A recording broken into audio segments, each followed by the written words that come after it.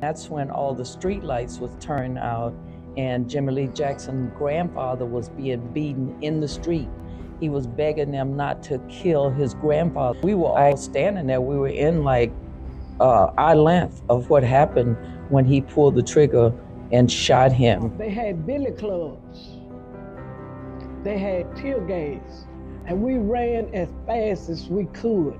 And the horses were still running behind us and trying to come down on us. Men on horseback, and then tear gas and whips, and the beating started, and people started to run, and people were injured, and some hospitalized. 17.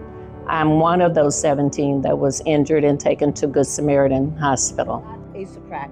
We knew that we would be stopped, but we marched on in spite of our fear. If we pass this bill, the battle will not be over.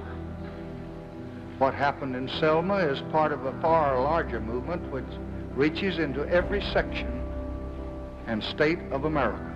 It's all of us who must overcome the crippling legacy of bigotry and injustice, and we shall overcome.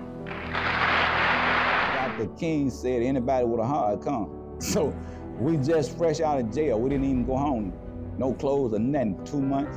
We jumped on the back of a truck that was headed here to Selma, and we joined the march, and we marched from Selma, Alabama to Montgomery, Alabama. We marched 10 miles a day, and we'll camp out. We were able to sleep in Lawrence County in pastures where they set up tents. And, you know, it seemed like it rained the whole way. I'm very, very grateful for my involvement in this. I call it a revolution because it was more than a movement that changed the world. The struggle continues, however.